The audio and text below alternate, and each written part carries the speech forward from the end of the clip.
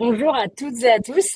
Bienvenue à notre table ronde virtuelle sur comment faire de vos équipes un moteur de performance organisationnelle. Aujourd'hui, on a la chance d'avoir trois intervenants avec nous qui vont venir nous présenter différentes thématiques qui vont vous aider à régler les problèmes ou à répondre aux enjeux que vous pouvez avoir au sein de votre organisation. Avant de commencer et pour permettre d'attendre les derniers arrivés, je vais vous lancer, je vais d'abord vous présenter rapidement l'utilisation de Livestorm. Donc Livestorm, c'est l'outil qu'on utilise aujourd'hui pour notre table ronde. Vous avez plusieurs possibilités pour interagir avec nous. L'objectif, c'est d'avoir un maximum de vos retours, de vos remarques, pour qu'on puisse co-construire quelque chose toutes et tous ensemble aujourd'hui. Donc sur Livestorm, vous allez retrouver à la fois un chat, donc ça vous permet d'interagir et de partager vos feedbacks en direct. Vous allez aussi pouvoir poser vos questions. Donc, il y aura un temps pour répondre à vos questions à la fin de cette table ronde. Nos intervenants auront la chance d'apporter un maximum de réponses à vos interrogations. Et vous allez avoir également, tout au long de cette table ronde, des sondages. Donc, il y a également un onglet dédié à ce sujet. Donc, je vous laisse découvrir en bas à droite.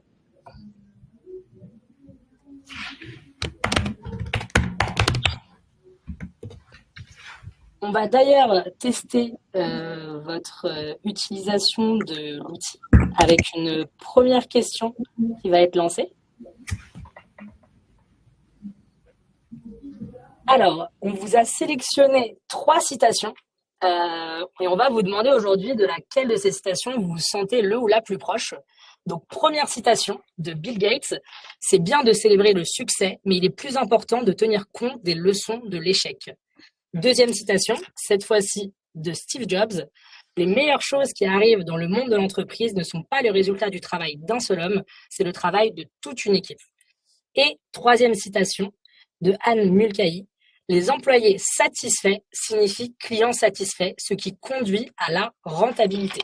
Donc, je vous donne rendez-vous dans le sondage pour dire la citation qui vous parle le plus et n'hésitez pas à nous expliquer votre vote directement dans le chat.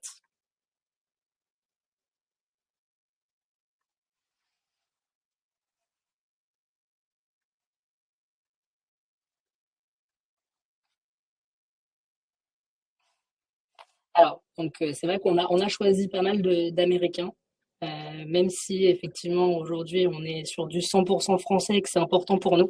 Mais il se trouve que parfois ils ont quand même des bonnes idées, une bonne inspiration. Donc on les met quand même un peu à l'honneur aujourd'hui.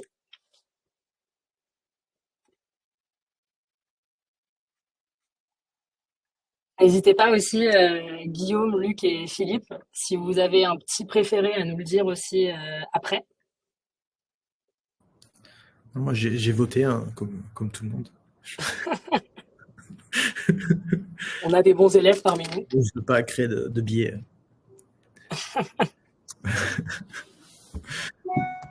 Alors, on a déjà pas mal de retours sur notre sondage. On va pouvoir en parler. Alors, la citation qui a rencontré le plus de votes est celle de Steve Jobs. Est-ce que les intervenants qu'on a aujourd'hui, est-ce que c'est aussi celle qui a résonné le plus pour vous? Carrément. C'est ça, ouais. Du coup, pour moi, en tout cas, ouais, c'est le cas. Pareil. Moi, je savais que mes collègues allaient choisir la 2, donc j'ai choisi la 1, comme ça j'aurais pu choisir de régime. Eh ben moi, je vous avoue que ma préférée, c'était peut-être la première.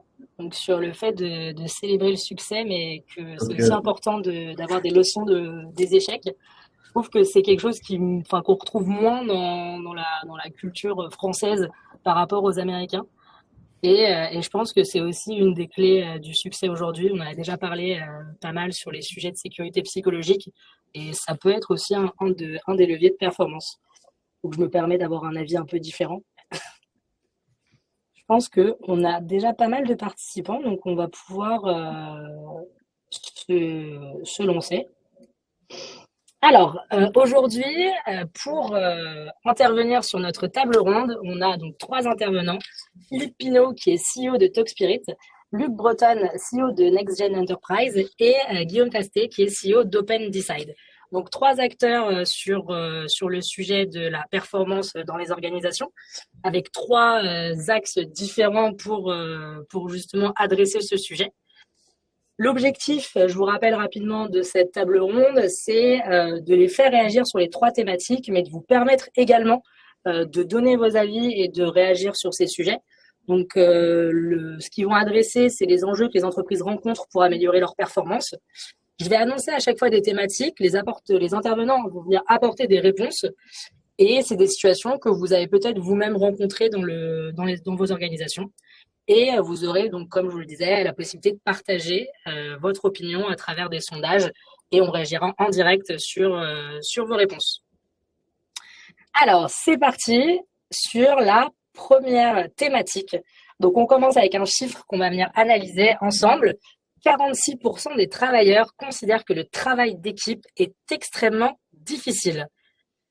La question que j'ai aujourd'hui pour les intervenants, c'est comment constituer une équipe solide et efficace au sein de son organisation. Alors, on peut peut-être commencer sur cette question par Luc, si ça te convient. J'ai pas entendu une partie de la question. Comment constituer des équipes solides et efficaces au sein de son organisation? Pour donner un peu plus de contexte, on avait lancé un sondage en amont de cette table ronde, et on a 43% des répondants qui ont répondu que c'est notamment une communication fluide qui permet aujourd'hui de gérer la difficulté au sein du travail d'équipe, enfin dans le cadre d'un travail d'équipe. Alors, je vais rester sur ta première question parce que là, tu as enchaîné sur d'autres questions. Comment constituer une équipe solide? Je dirais la première des choses, c'est éviter l'armée de clones. C'est-à-dire qu'en fait, comme vous le savez probablement, les individus ont des types de personnalités très différents. Il y a plusieurs méthodes qui permettent de classer ou de catégoriser les personnalités. Vous connaissez probablement DISC, MBTI, Gallup, StrengthsFinder ou encore les énéagrammes qui ont 2000 ans, les énéagrammes, donc c'est pas nouveau. Si vous avez une armée de clones, c'est-à-dire des gens qui ont les mêmes types de personnalités, les mêmes diplômes, la même culture, les mêmes expériences, ça va être compliqué d'être performant. Donc, ce que je dirais, c'est déjà constituer une équipe qui n'est pas une armée de clones, qui se nourrit d'une bonne diversité, mais qui partage aussi les mêmes valeurs et les mêmes objectifs, et qui a clarifié les objectifs et les rôles en son sein. Et à ce compte-là, avec des valeurs qui ne sont pas trop orthogonales, qui sont plutôt communes si possible, des valeurs d'équipe qui doivent probablement recouper les valeurs personnelles, ou en tout cas s'aligner à minima avec un certain nombre de valeurs personnelles, et une bonne diversité dans l'équipe, on va être capable de produire une intelligence collective qui va faire 1 + 1 = 3 plutôt que 1 + 1 = 2 ou moins de 2. Si on a des valeurs qui sont orthogonales, ce sera moins de 2. Si on a des armées de clones, ce sera plutôt 2, dans le meilleur des cas. Et si on a une bonne diversité, si la salade de fruits est agréable, on va tirer le meilleur parti d'un collectif. Donc voilà en quelques mots ce à quoi je veillerai pour constituer une équipe performante. Et comme je dis souvent, ce n'est pas parce qu'on a des stars dans une équipe que ça fait une équipe star. Il vaut mieux avoir moins de stars et plus de gens qui fonctionnent bien ensemble et qui ont cette diversité qui amène la performance, plutôt que d'avoir des individualités qui ne fonctionnent pas ensemble, en fait. Et ça marche également pour le football, parce qu'effectivement, c'est un sujet qu'on retrouve souvent chez les entraîneurs. À quoi tu penses? Merci beaucoup, Luc. Philippe, si tu veux rebondir aussi sur ce sujet. Oui, là, je rejoins tout à fait Luc sur la notion de diversité et d'équipe inclusive, qui je pense est un élément important pour faire fonctionner cette intelligence collective. Je vais ajouter peut-être un élément supplémentaire. Je pense que ce qui fait qu'une équipe fonctionne bien, c'est la clarté en fait dont elle dispose sur la mission à réaliser. Et donc, une équipe, elle a besoin de donner du sens aujourd'hui à son travail, de comprendre au-delà de ce qu'est peut-être son projet, son objectif, la manière avec laquelle il s'inscrit plus largement dans une trajectoire d'entreprise, une mission d'entreprise. Et donc, je pense qu'il est vraiment très, très important de prendre le temps de clarifier ces éléments-là et de permettre en fait à chacun de pouvoir comprendre quelle va être finalement sa contribution à cet objectif commun. Donc, pour moi, une équipe solide, elle fonctionne aussi, pour compléter le premier propos de Luc, avec, je dirais, cette vision partagée, cette clarté dans l'ensemble voilà, des projets sur lesquels elle est amenée à intervenir. Merci beaucoup. On va laisser le mot de la fin sur cette question à Guillaume, si tu as des éléments à ajouter. Non, pour rebondir sur ce que a dit Luc, effectivement, l'aspect diversité compte énormément. Le fait d'avoir des profils qui peuvent être différents est hyper important. En tout cas, au niveau des recherches scientifiques, je sais qu'on a pas mal de travaux sur ce qui a été fait autour de l'intelligence émotionnelle, par exemple, et de l'importance d'avoir, par exemple, une grande diversité au niveau des sexes au sein d'une équipe, c'est-à-dire avoir des hommes et des femmes, parce que du coup, ça enrichit considérablement l'équipe. Et il y a eu des études qui ont été menées, particulièrement sur l'intelligence collective, des équipes qui mixent bien les deux genres. Donc ça, c'est super important. Et après, effectivement aussi, comme dit Philippe, l'un des facteurs clés qui a été identifié par les chercheurs, ça a été cette notion de direction convergente. C'est-à-dire que avant de bien se sentir dans une équipe, de pas être frustré, voilà. Donc derrière, d'avoir des éléments un peu plus soft, il y a des éléments structurels qui sont ultra importants, qui permettent à bien faire fonctionner une équipe. Et souvent, on passe un peu de côté. On a tendance à aller très vite sur le bien-être. On a très vite tendance à aller sur la gestion des frustrations, de la sécurité psychologique, etc. Mais en fait, il n'y a pas de sécurité psychologique ou il n'y a pas de frustration on n'enlèvera pas les frustrations si d'abord et avant tout, il n'y a pas une capacité à définir pourquoi on est ensemble, où on va ensemble et c'est quoi les rôles de chacun, finalement, et éviter aussi qu'il y ait des recouvrements souvent entre les rôles, parce que ça, c'est facteur de beaucoup de tension pour la suite aussi au sein des équipes. Donc, bien clarifier en fait les règles du jeu, quoi. Avant de définir la chair, il faut définir un peu le squelette pour faire simple. Donc, ça, c'est un des grands facteurs clés identifiés pour bien faire fonctionner une équipe. Super, merci beaucoup. On va pouvoir aussi analyser rapidement les résultats du sondage. Donc, ce que les participants ont répondu, c'est en tête comment construire des équipes solides au sein de son organisation, c'est une collaboration efficace et une communication fluide. C'est les deux qu'on retrouve. Est-ce que vous avez des choses à ajouter là-dessus? Est-ce que ça vous évoque quelque chose? Là, ce qui était proposé dans le sondage, c'est plutôt le résultat de la constitution d'une équipe solide, plutôt que le comment on constitue une équipe solide. Voilà. Nous, on a parlé du comment, là, je pense, tous les trois.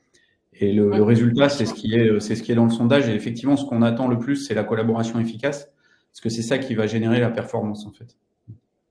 Après, il y a un truc hyper important, effectivement, c'est une notion de clarté. C'est pas top de nager en eau trouble.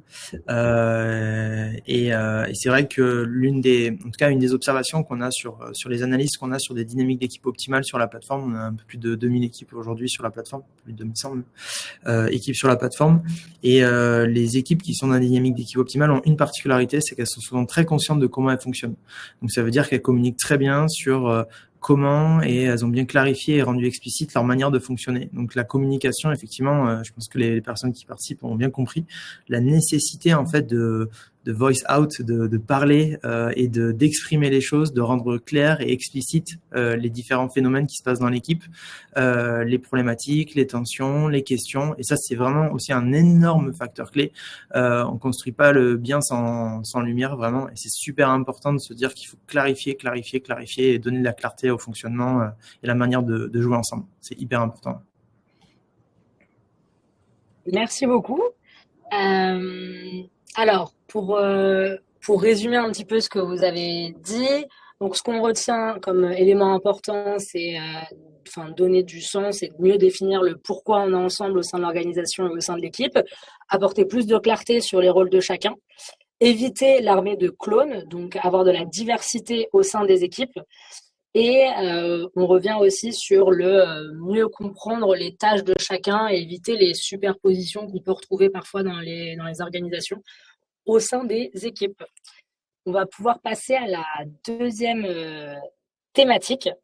Donc cette fois, le chiffre qu'on vient analyser, c'est 97% des salariés estime que la santé et la qualité de vie au travail contribuent à la performance de l'entreprise. La question que j'ai pour vous aujourd'hui, c'est y a-t-il d'autres facteurs? Et quelles autres bonnes pratiques ou stratégies à appliquer recommandez-vous pour améliorer la performance de ces équipes? Pour cette question, je vais d'abord donner la parole à Philippe et je vais vous partager également le retour qu'on a eu sur notre sondage.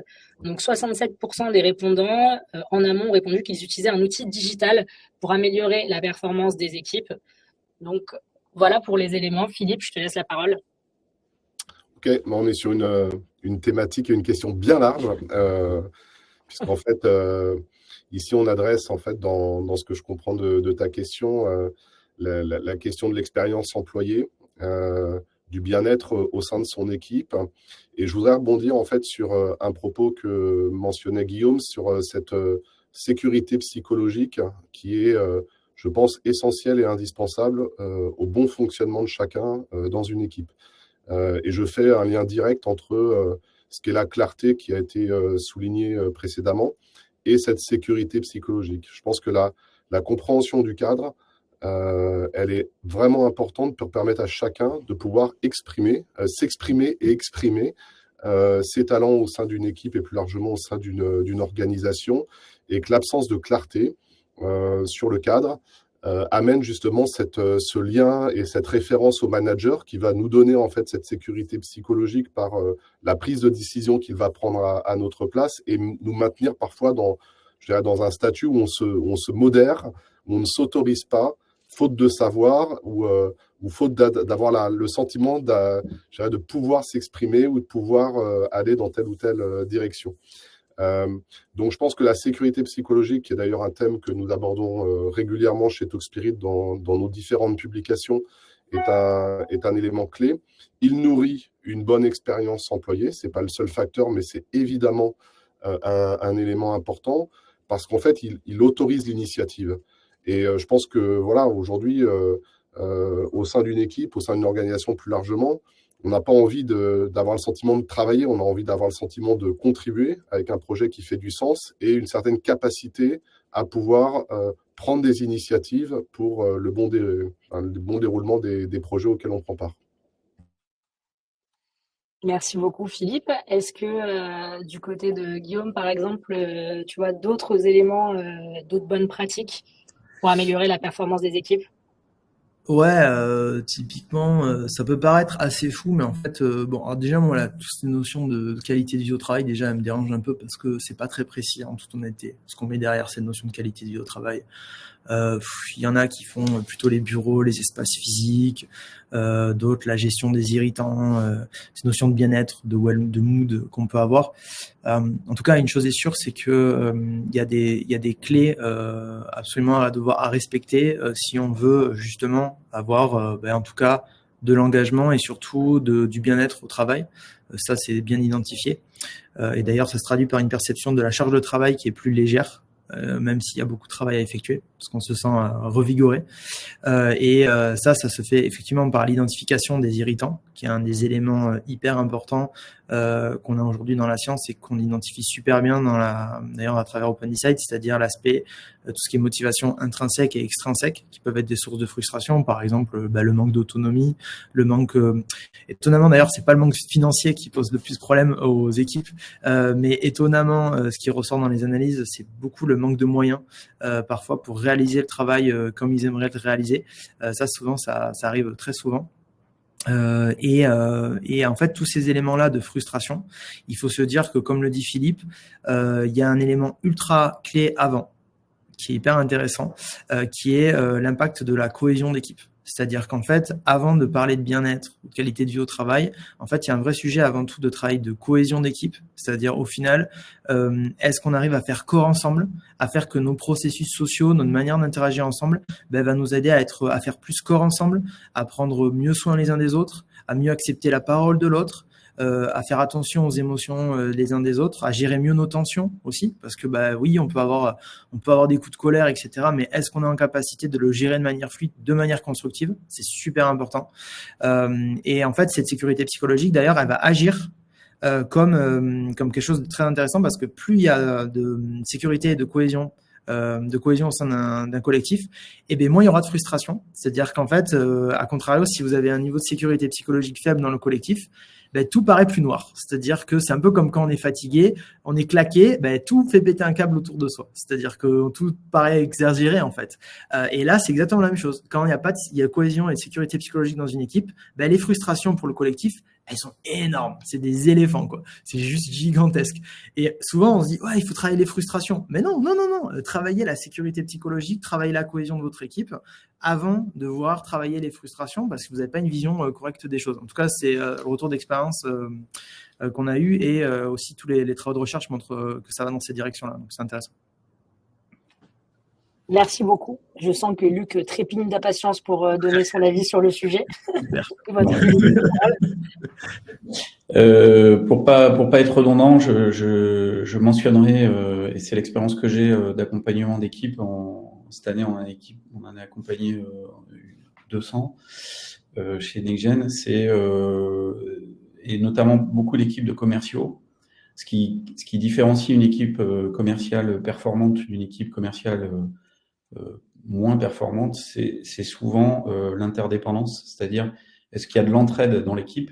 Et c'est très intéressant de prendre l'exemple d'une équipe commerciale parce que dans l'inconscient collectif, un vendeur n'a besoin de personne pour vendre puisque personne ne va se substituer à lui pour faire ses ventes. Et ben, figurez-vous que les meilleures équipes de vente, c'est celles où il y a le plus d'entraide, le plus d'interdépendance. On a besoin les uns des autres pour réussir, et y compris pour des métiers très solitaires, très individuels comme le business. Et donc, je trouve cet exemple intéressant et j'en ai accompagné beaucoup cette année et je peux confirmer que les meilleures équipes fonctionnent en interdépendance. Donc ça, c'était ce que je voulais rajouter. Je rajouterai aussi le haut niveau de confiance nécessaire. On a confiance les uns dans les autres et dans notre capacité collective à tenir nos engagements. Voilà. Ça, c'est un prérequis indispensable à une bonne sécurité psychologique dont on parlait Philippe et Guillaume. Et dans la sécurité psychologique, moi, il y a deux dimensions que je regarde particulièrement parce que souvent, c'est là que le bas blesse. C'est-à-dire que la volonté d'entraide, elle est souvent là, la bienveillance, elle est souvent là. Par contre, le droit à l'erreur, c'est-à-dire est-ce que j'ai la possibilité de parler des erreurs que j'ai faites sans être sanctionné? Ben, c'est pas toujours le cas. Souvent, quand il y a une hiérarchie verticale qui est un peu oppressante et qui est focalisée sur les résultats, les KPI et rien d'autre. Et on sait bien que les KPI, c'est juste un résultat, c'est le résultat d'un fonctionnement. Et puis l'humilité, c'est-à-dire est-ce que je suis capable, si je suis faible dans un domaine ou si j'ai des vulnérabilités, de les exprimer pour chercher de l'aide. Et là, on revient sur l'interdépendance, de l'aide dans l'équipe. Donc, est-ce que l'équipe, c'est mon oasis? Est-ce que je vais être capable d'aller rechercher, me ressourcer, chercher de l'aide, oui ou non? Et est-ce que lorsque je me plante, lorsque je fais une erreur, évidemment pas volontairement, je peux en parler sans crainte pour éviter de refaire ces erreurs et au contraire d'en faire un levier d'amélioration qui profite à tous. Voilà. Donc l'interdépendance, la confiance, le droit à l'erreur, l'humilité, ça va générer des équipes très performantes, y compris dans des métiers qui sont perçus comme très solitaires a priori. Merci beaucoup pour vos réponses. Effectivement, le sujet du droit à l'erreur, moi je l'avais évoqué aussi sur l'intro. Je trouve que c'est important de parler du droit à l'erreur sans nécessairement dire qu'il n'y a pas d'indicateur de performance, parce qu'en fait, pour moi, je considère que le droit à l'erreur va aussi avec de la rigueur. C'est pas parce qu'on a un droit à l'erreur au sein de l'organisation que ça ne veut pas dire qu'il ne faut pas être rigoureux dans ce qu'on fait, et donc du coup être aussi en capacité de monitorer nos succès comme nos échecs pour pouvoir éviter de refaire les mêmes erreurs justement derrière. Merci beaucoup. Donc, pour résumer un petit peu ce que vous nous avez dit, on a retrouvé beaucoup d'éléments autour de la sécurité psychologique et de sa définition. Donc, il y avait notamment le fait de pouvoir, avoir le sentiment de pouvoir s'exprimer au sein d'une équipe. Vous avez également parlé du fait que ce qui fait qu'on peut manquer de motivation aujourd'hui au sein des organisations, c'est un manque d'autonomie, un manque de moyens pour réaliser le travail demandé. Et vous avez souligné aussi l'impact de la cohésion d'équipe. Donc, on peut rejoindre aussi avec la dernière mention de Luc sur le fait d'avoir une équipe qui soit interdépendante et d'avoir des des personnes qui s'entraident au sein d'une équipe. Alors, on va regarder maintenant le résultat du sondage. Donc, aujourd'hui, on a... Je peux rajouter une petite anecdote sur le droit à l'erreur en France. Bien sûr. Bien sûr. On a fait, parce que du coup, on a beaucoup optimisé avec la plateforme OpenDesign le vocabulaire qu'on utilise. Alors, dans la recherche scientifique, ce qui est intéressant, c'est qu'il ne parle pas de droit à l'erreur. Il parle de logique d'apprentissage, ou learning mindset en anglais. Et ce qui est hyper intéressant, c'est que quand on l'a poussé, donc là aujourd'hui on a logique d'apprentissage dans la plateforme, mais avant on avait droit à l'erreur. Et la réponse, c'est parce qu'en fait les gens nous disaient ouais mais on comprend pas la logique d'apprentissage. Et en France, tout le monde focalise sur le droit à l'erreur, mais il faut savoir qu'en fait le reste du monde focalise sur la logique d'apprentissage, ce qui est très différent. En fait, il y a une sorte de biais français qui est très focalisé sur le droit à l'erreur. C'est le droit à l'erreur, le droit à l'erreur. La logique d'apprentissage, presque, ça passe en second plan. C'est hyper intéressant. Et là, on a des gens qui nous poussent à mode, oui, non, on veut le droit à l'erreur et on veut pas la logique d'apprentissage. Et je trouve que ça en dit beaucoup, sur notre manière d'appréhender l'erreur en France, quand même. Mais c'est très focalisé sur l'erreur et pas forcément cette logique d'apprentissage. Et je trouve que c'est un peu dommage et je pense qu'on a beaucoup à apprendre collectivement sur cet aspect-là, je pense. Ça en dit beaucoup.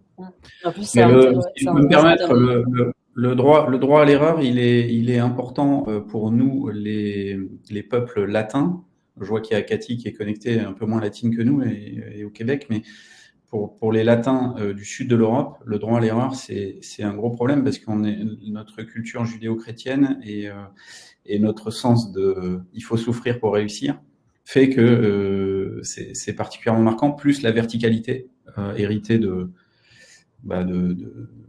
des institutions romaines, catholiques et de Napoléon, et voilà, fait qu'on a ça dans nos gènes en fait, et c'est vraiment un gros sujet à traiter chez nous, quoi. C'est vrai que c'est intéressant en termes de sémantique de voir que si on tourne en positif, ça n'a pas le même effet que si on tourne en négatif. Ouais. Quelque chose qu'on retrouve souvent comme mécanisme.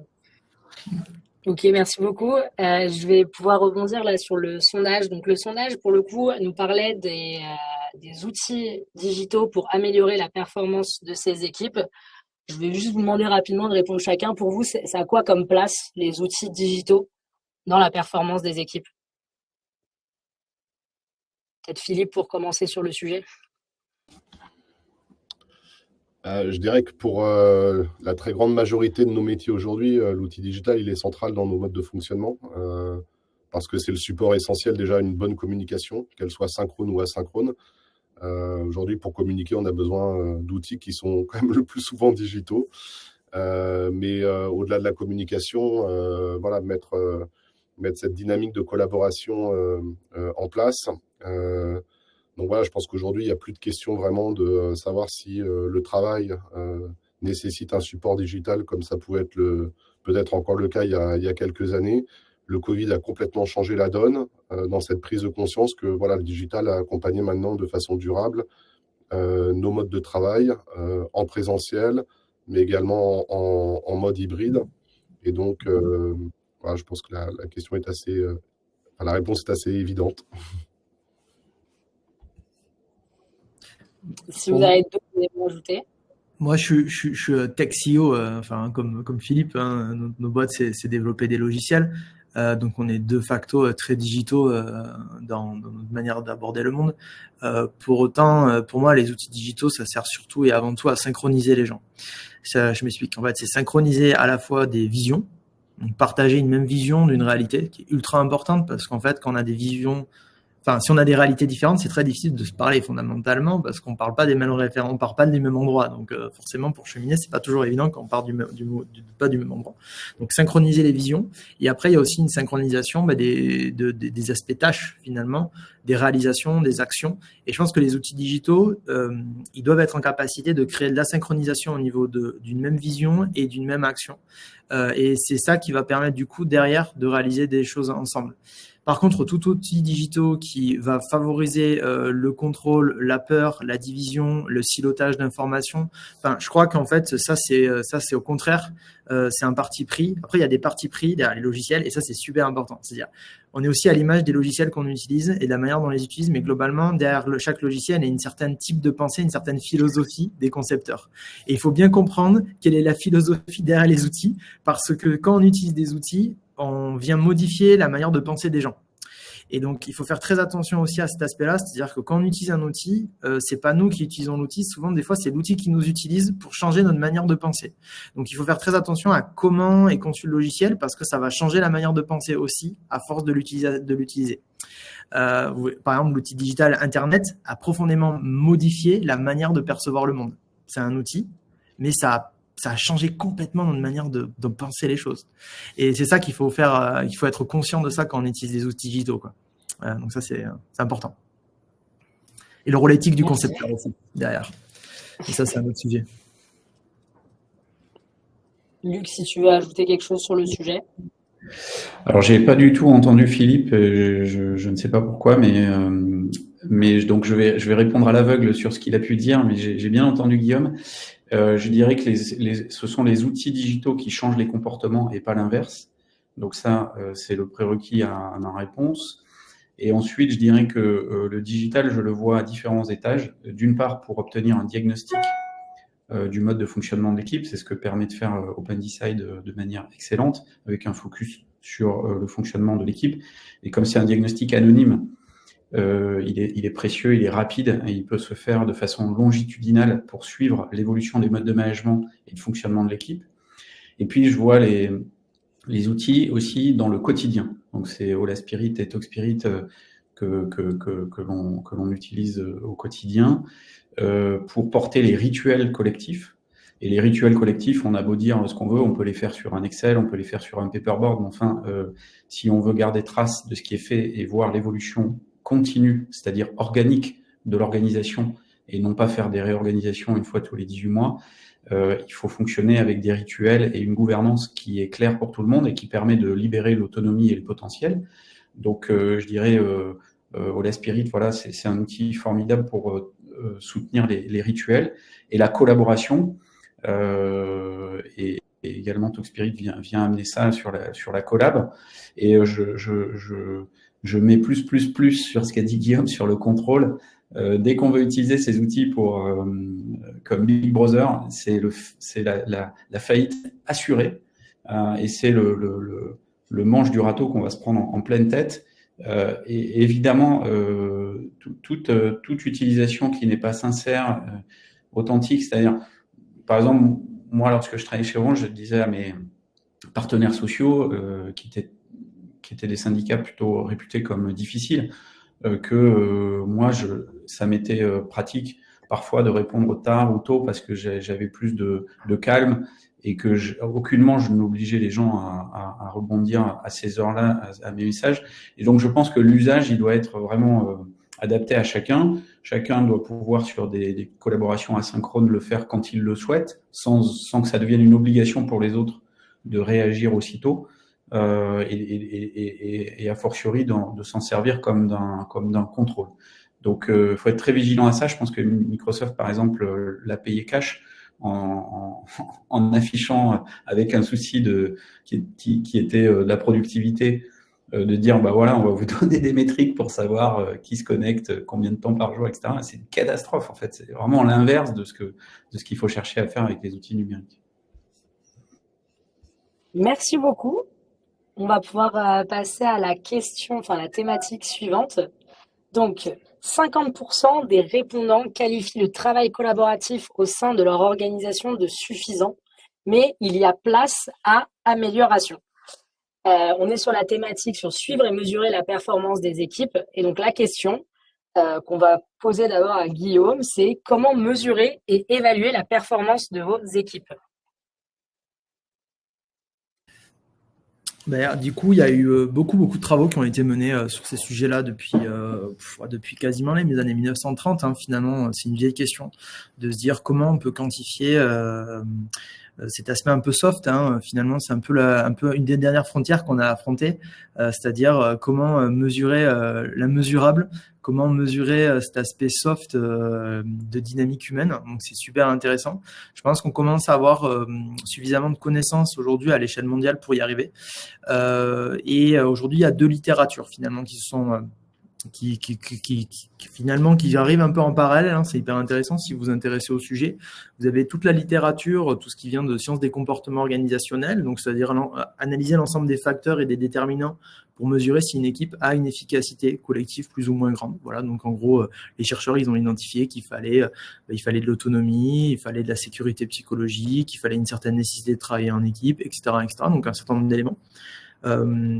Et donc, ces facteurs vont permettre d'identifier globalement le niveau d'efficacité aujourd'hui de votre collectif dans la durée. Voilà, c'est une notion de performance durable, très important. Les scientifiques ont vraiment travaillé à se mesurer cet aspect.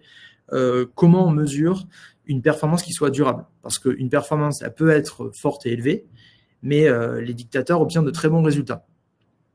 Le problème, c'est que du coup, la notion de performance, il faut la revoir au regard de cette notion de durabilité, c'est-à-dire la capacité à maintenir une atteinte des objectifs, une ouverture sur le monde, une capacité à gérer l'incertitude, à innover, tous ensemble en conservant la cohésion d'une équipe dans la durée. Et ça, c'est super important, cette notion de temps. Donc là, les scientifiques ont travaillé vraiment sur cet aspect-là pendant très longtemps. Donc c'est d'ailleurs une des dimensions qu'on mesure dans OpenInsight, qui est la notion d'efficacité d'équipe. Et après, il y a un autre aspect qui a été développé, qui est la partie qui travaille sur la partie fonctionnement d'équipe. Alors hyper intéressant, mais là vous êtes plutôt sur les modes de management, les modes de fonctionnement d'équipe. C'est-à-dire qu'il y a eu toute une littérature à partir de Clark Grave, même avant d'ailleurs, hein, on a toutes les sciences politiques qui sont beaucoup intéressées à tous les sujets de globalement c'est quoi les manières de s'organiser ensemble pour bosser ensemble. Voilà, que ce soit à l'échelle politique, à l'échelle d'une équipe. Donc, on va des modèles ultra directifs, hyper conformistes, jusqu'aux modèles où on va sur de l'holacratie, sur des modèles de pair à pair, des systèmes en cercle, des systèmes beaucoup plus organiques, hein, finalement, dans leur gestion, beaucoup plus à plat, beaucoup plus en réseau. Et donc, toute cette littérature de Clark Grave jusqu'à Frédéric Laloux, Luc, il a fait un très bon livre aussi pour aller encore explorer qu'est-ce qui se passe dans les derniers modèles, on va dire. Enfin, Luc, je te laisserai compléter sur ces sujets. Et après, donc, le vrai sujet, c'est de se dire, toute cette littérature, il faut la mettre en relation avec les capacités d'autodétermination d'un collectif. Et je pense que ça, c'est un élément clé, c'est-à-dire qu'aujourd'hui, le retour d'expérience de l'entreprise libérée, de tous ces aspects de capacité d'aller vers des systèmes à plat, le retour d'expérience, c'est qu'on ne peut pas forcer un collectif dans un certain mode de fonctionnement. Il faut lui laisser le choix de s'autodéterminer dans sa manière de fonctionner. Naturellement, le contexte aujourd'hui pousse les équipes à aller vers des modèles collaboratifs et à évoluer sur ces modèles collaboratifs, donc de plus en plus à plat.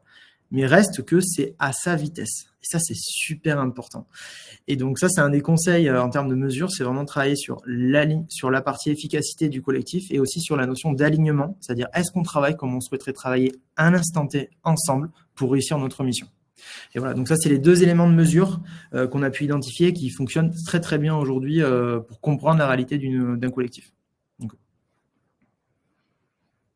merci beaucoup, Guillaume. C'est intéressant de voir comme le lien qu'il y a entre un modèle démocratique à l'échelle d'un État et ce que tu viens de dire aujourd'hui à l'échelle d'une équipe.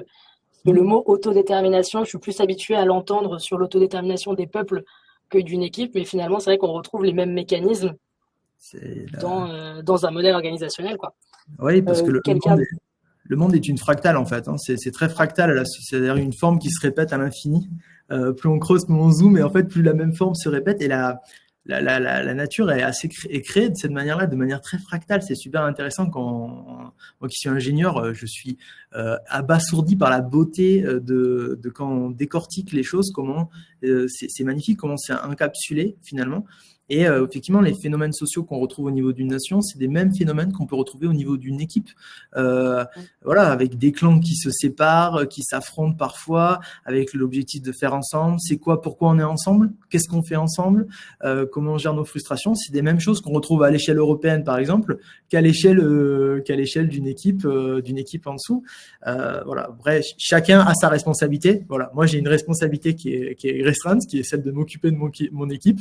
Après, je laisse les politiciens s'occuper de l'équipe à plus haut niveau. Mais ouais, c'est assez fascinant de voir des phénomènes sociaux qui se répètent à plus ou moins grande échelle. C'est fascinant.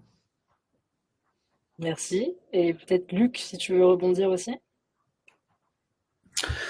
Alors sur les modes de management, ce que l'on observe sur le terrain avec les équipes qu'on accompagne et puis à la rédaction du bouquin Entreprise nouvelle génération dans le tour du monde que l'on avait fait, c'est quand même une grande tendance à quitter progressivement le directif pour aller vers plus de participatif et plus de collaboratif. Sachant que dans le sud de l'Europe, comme je l'évoquais tout à l'heure, le collaboratif, c'est quand même soit inexistant, soit juste naissant, et que les aspirations d'équipe qu'on observe, c'est à vouloir se séparer, quitter totalement le directif. Je dirais qu'aujourd'hui, dans les équipes qu'on regarde concrètement, les chiffres qu'on a, c'est que soit c'est du 20% de directif, 70% de participatif et 10% de collaboratif, c'est à peu près ce qu'on observe, voire du 20% de directif et 80% de participatif et pas du tout de collaboratif dans certains cas. Et l'évolution, c'est plutôt aller vers 0% de directif, 60 à 75% de participatif et le reste en collaboratif avec une perspective qui serait plutôt à terme, mais à terme c'est quelques années, à 50-50 entre le participatif et le collaboratif. Ce qu'on voit, c'est qu'il y a certains métiers qui sont quand même encore très empreints de directif. Je parlais des vendeurs tout à l'heure. Les ventes, c'est la chaîne hiérarchique et le commandement, entre guillemets, avec les objectifs qui tombent en enclume de la direction. C'est quand même quelque chose qu'on voit encore beaucoup. Il n'y a pas beaucoup de collaboratifs là-dessus encore. En tout cas, c'est clairement pas majoritaire. Par contre, sur les fonctions support ou des fonctions qui sont moins directement en charge d'un PNL, par exemple, on voit beaucoup plus de collaboratifs. C'est beaucoup plus naturel. Mais globalement, la tendance, elle est la même pour tout le monde, quels que soient les jobs. Elle est juste décalée et selon les cultures et les pays, elle va être plus ou moins mature. Par exemple, en Europe, aux Pays-Bas, le collaboratif est beaucoup plus développé. En Suisse, le collaboratif est beaucoup plus développé, à la fois au niveau politique. On connaît bien l'exemple suisse avec un haut niveau de subsidiarité que dans les entreprises. En Allemagne aussi, pour d'autres raisons, le collaboratif amène des gages de performance. Et donc, il est vu par les Allemands un peu différemment que par les Néerlandais ou les Suisses. Dans les pays du nord de l'Europe, le collaboratif est assez culturel aussi. On voit d'ailleurs que l'héritage religieux y est pour beaucoup, hein, dans les cultures protestantes, on est plus facilement participatif et plus facilement collaboratif. Dans les cultures catholiques, on est plus facilement directif et participatif. Voilà. Et en Asie, en Chine par exemple, on a la verticalité qui est très très forte, mais le sens du collectif qui est culturellement très présent. Donc on a un terreau favorable à évoluer vers des modes de fonctionnement collaboratif dans le futur. Voilà. Donc c'est la conclusion qu'on a analysée sur les différents types de civilisations, de cultures. Dans le dernier chapitre du livre L'entreprise nouvelle génération, on explique ces terreaux qui sont plus ou moins favorables à une tendance qui est globalement la même partout dans le monde, qui est une lame de fond. Les anglo-saxons parlent de groundswell, la lame de fond qui amène un nouveau mode de management, de leadership, plutôt en support qu'en surplomb, avec une autorité qui est beaucoup plus distribuée. Merci beaucoup, Luc. Là, vous nous avez donné beaucoup d'éléments sur s'organiser ensemble, donc justement sur ces dimensions participatives et collaboratives qu'on peut retrouver dans les équipes pour la performance. Philippe, je te laisse le mot de la fin si tu veux peut-être insister aussi sur les notions d'indicateurs de performance des équipes. Oui, alors, enfin, chez nous, en fait, pour pas, comment dirais-je, paraphraser, on aime bien, en fait, la logique d'objectifs qui sont définis par les équipes. Donc, ce qu'on retrouve derrière, notamment la méthodologie OKR, objectifs et résultats clés. On pense que ça participe à donner aussi du sens, que de confier la responsabilité aux équipes, de pouvoir s'inscrire dans une trajectoire globale et de pouvoir identifier par quel chemin, en fait, réaliser, en fait, leur contribution au projet de l'entreprise plus largement.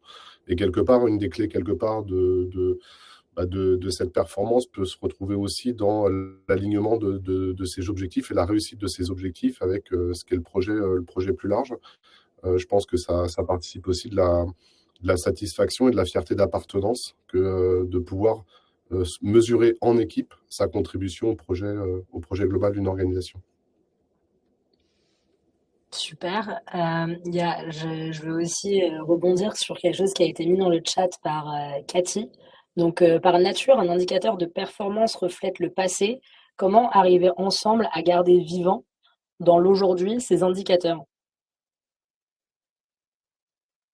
Est-ce que quelqu'un en particulier veut répondre à cette question sur la pertinence en fait d'un indicateur? En fait, les indicateurs, pour moi, ils doivent être. Il y a deux types d'indicateurs. En fait, il y a les indicateurs qui sont les indicateurs métiers, genre typiquement ce qu'a dit Philippe, hein, c'est-à-dire il y a des qui résultent des objectifs à atteindre. Donc ça, c'est facilement mesurable et il faut les afficher tout simplement. Avec des moments où là c'est vraiment important d'avoir vraiment une vraie partage, une vraie clarté sur le fait de les faire vivre, de s'y référer en réunion aussi, c'est hyper important, c'est assez le rattacher au quotidien. Du coup, où est-ce que tu en es dans tes objectifs, quoi. Et c'est pas pour fliquer, c'est juste parce que on a envie d'atteindre la cible, quoi. Et on sait très vite qu'en entreprise on peut très vite dériver et s'occuper d'autres choses et être bouffé par le temps, par plein de choses. Et donc en fait garder la cible en tête, c'est vraiment super important. Et vraiment en tant que CEO, d'ailleurs je dois le faire moi-même. Je dois imprimer mes OKR et me le mettre sur mon écran à côté, quoi, en mode petit truc, histoire de bien me rappeler, parce que entre les coups de fil, les clients et ça, j'en oublie presque qui c'était quoi mes objectifs de départ. Parce que c'est ça la dure réalité. Après, à côté de ça, il y a un deuxième type d'indicateur qui est, je dirais, créer le potentiel pour pouvoir les atteindre. Et ça, effectivement, il y a un travail plutôt sur le fonctionnement du collectif, sur la dynamique collective. Et nous, après, côté OpenDecide, on utilise nous-mêmes OpenDecide sur nous-mêmes pour pouvoir améliorer notre fonctionnement. Et nous, ce qu'on fait, c'est qu'on fait vivre ça à travers des cycles d'amélioration, ce qu'on appelle tous les 6 mois. Donc, c'est-à-dire qu'on réanalyse notre propre équipe au regard avec l'outil OpenDecide et derrière, en fait, on fait un travail en collectif pour optimiser tel et tel aspect. Exemple, la dernière fois, c'était les objectifs et les rôles qu'on devait redéfinir. On a mis en place les OKR et ça nous a permis d'augmenter, je vais pas dire de bêtises, mais plus de 12% notre capacité à avoir de clarté des objectifs et des rôles. Donc ça a été l'impact direct de la mise en place des OKR dans notre équipe. Donc c'est génial parce que ça nous a permis de consolider nos prérequis en travail en équipe et donc derrière d'améliorer considérablement notre capacité de performance derrière pour pouvoir délivrer. Et ça c'était génial. Bon voilà, après il y avait d'autres facteurs, hein. La cohésion d'équipe, on l'avait déjà. Sécurité psychologique, réduire les frustrations, mais ça c'est quelque chose de quotidien, quoi. Donc voilà comment on anime côté OpenDecide en tout cas. Merci beaucoup. Il y a un débat actuellement dans le chat justement sur la notion de KPI et la notion d'OKR. Donc les KPI, c'est avoir un regard dans le rétroviseur d'après José. Et Cathy qui nous dit qu'elle adore les OKR parce que c'est plus co-dynamique et appropriatif. Est-ce que vous avez des éléments à donner par rapport à ça? Moi, je partage tout à fait ce que disent José et Cathy. Moi, je pense que les KPI, le moins il y en a, le mieux on se porte. Il faut être minimaliste en la matière, voire ultra minimaliste. Les OKR sont une forme robuste et minimaliste d'alignement derrière la raison d'être et la réalisation de la raison d'être de toutes les forces de l'entreprise. Je parle de force de l'entreprise et pas des employés parce que ça peut être des partenaires qui font partie des équipes ou des projets, ça peut être des clients, ça peut être des sous-traitants, des fournisseurs, des freelances, peu importe. Les équipes sont de plus en plus hybrides et OKR permet de cascader la raison d'être sûr qu'on est focus sur ce pourquoi on fait entreprise et non pas ce qui nous intéresse culturellement. Et chacun, on est intéressé par plein de choses. On peut faire plein de side projects, des projets qui nous intéressent nous, mais qui sont pas forcément dans le contrat de l'entreprise, dans les priorités de la raison d'être. Donc, c'est très important de s'aligner derrière la raison d'être. Donc, raison d'être, objectifs stratégiques, résultats clés de l'équipe du dessus deviennent les objectifs stratégiques de l'équipe du dessous, cadencés au trimestre avec une vision à l'année. Les plans quinquennaux, c'est fini, ça n'a plus de sens, y compris dans des grandes organisations, c'est très compliqué de prévoir au-delà d'un ou 2 ans. Hein. De toute façon, il faut rester réaliste.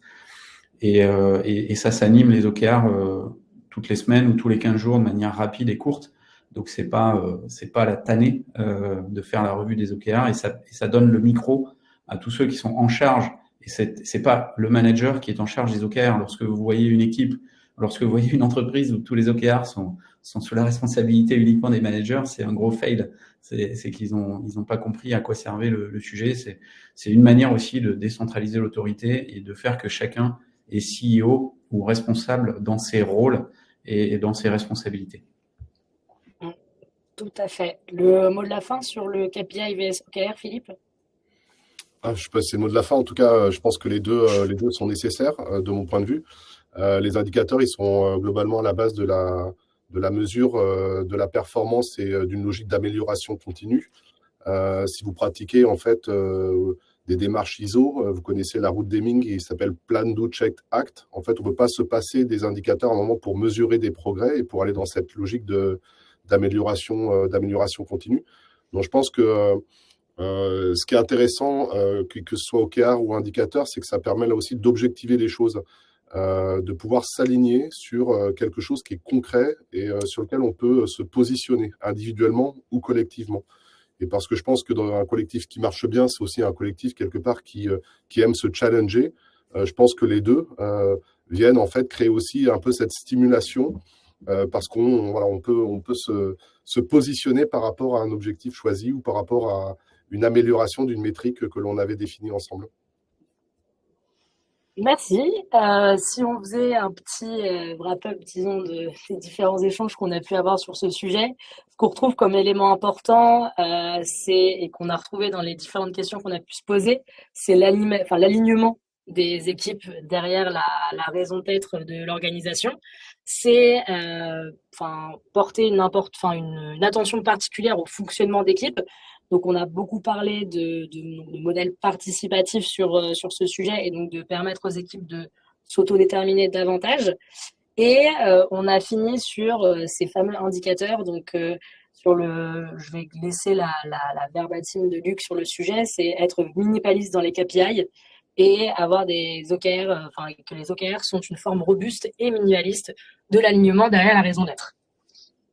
Pour conclure sur cette table ronde, donc il y avait eu quelques questions dans le chat. On va essayer d'être assez rapide sur le sujet. Il y en avait une, notamment, il me semble, sur donc il y a eu la semaine de 6 jours vs la semaine de 4 jours. Donc dans les commentaires, je sais pas, je crois que c'est Luc qui avait répondu dans les commentaires si tu veux ajouter un mot. En fait, je pense que c'est une fausse bonne idée parce que si on n'est pas capable de s'organiser bien en 5 jours, on ne le sera pas mieux en 6. Donc, c'est pas en diluant le problème qu'on le résout. Pour faire court. Merci beaucoup. Si vous voulez conclure côté Guillaume, Luc et Philippe sur ces différentes interventions, est-ce que vous avez pensé de ces échanges et de ce que vous en retenez? C'est votre moment.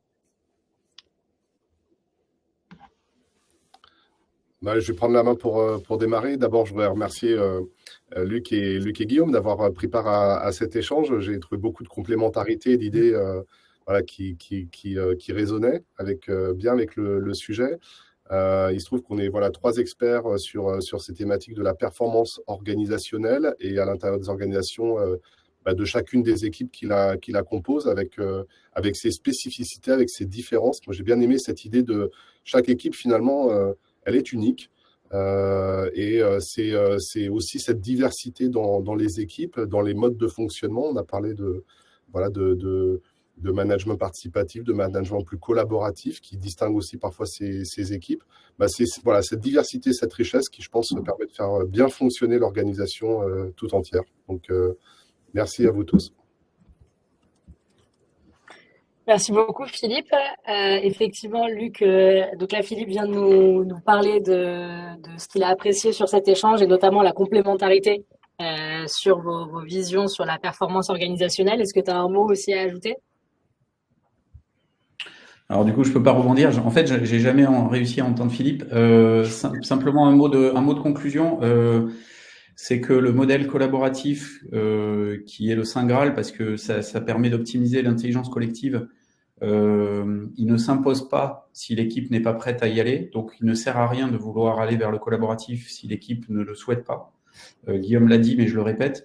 Et puis, le changement vers le mode collaboratif ne se fait pas par l'opération du Saint-Esprit.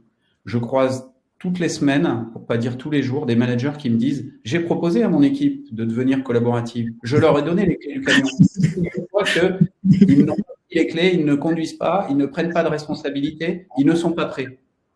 Erreur. Évidemment, ça s'accompagne. Et c'est vraiment le job du leader d'accompagner, d'outiller ça. Et un dernier mot, outiller, c'est pas uniquement des rituels, un framework de gouvernance et des règles, c'est aussi des outils digitaux pour que ça soit fluide, simple et que ça soit pas une charge. Donc ça s'accompagne et ça s'outille. Merci beaucoup. Et oui, vas-y, Yusra, pardon. Oh, c'est à toi, c'est à toi. Okay. Ouais, moi, ce que j'aime beaucoup, ce que je trouve fascinant en fait actuellement, c'est que ce soit Philippe, Luc et aussi d'autres, hein, c'est qu'aujourd'hui il y a une forme de convergence de comment on perçoit l'organisation. Je trouve que ce que j'apprécie beaucoup aujourd'hui dans les échanges que c'est que c'est de plus en plus nuancé. C'est beaucoup moins catégorique de dire il y a la best practice qui va vous résoudre la totalité de vos problèmes. Donc on est beaucoup plus, pour moi, en train de passer d'un modèle très monolithique à une approche un peu plus organique, beaucoup plus forée, de dire c'est quoi l'écosystème, comment il fonctionne. On rentre dans une forme de nuance que j'apprécie beaucoup parce que ça va permettre d'aider chaque équipe dans son contexte et dans son niveau de maturité d'évoluer. Et ça, je trouve que c'est hyper intéressant avec du coup là, par exemple avec Philippe et Luc là, d'avoir juste sur cet échange cette capacité de voir qu'en fait, il y a une forme de convergence qui est en train de s'installer au niveau des experts sur comment améliorer et faire évoluer les équipes et dans quelle direction on est en train d'aller. Et ça, je trouve que c'est vraiment fascinant et ça donne beaucoup, beaucoup, beaucoup d'espoir pour rétablir des dynamiques d'équipe dysfonctionnelles, amener des équipes qui sont fonctionnelles à des degrés, à des dynamiques d'équipe optimales. Et je pense qu'aujourd'hui, on a à la fois les connaissances, à la fois les consensus aussi au niveau des experts sur comment on est en train d'y aller ensemble. Et même un besoin fort de la société pour y aller. Et donc ça, moi, ça me donne une force énorme parce que c'est hyper porteur d'espoir pour nos équipes et même plus largement pour notre pays et les autres pays autour et travailler en équipe, quoi. Donc ça, c'est top. Merci beaucoup, Guillaume. Ce sera donc le mot de la fin. Merci beaucoup pour toutes les interventions qu'il y a eu sur le chat. Ça a rendu nos échanges encore plus dynamiques et on vous remercie pour ça. Sachez que c'est la première fois qu'on tente ce format de table ronde virtuelle entre nos trois intervenants. On vous partagera un formulaire de satisfaction par mail par la suite, donc n'hésitez pas à y répondre, ça nous aidera justement à nous améliorer pour les prochaines sessions. Et on vous partagera également les différentes organisations, donc NextGen, OpenDecide et TalkSpirit All Spirit, si vous souhaitez en savoir plus sur justement comment on peut vous accompagner sur votre performance organisationnelle. Merci beaucoup. Merci, à bientôt. Merci. Bravo aux organisateurs. À bientôt. Bravo. Merci. Top. Merci Luc, merci Guillaume.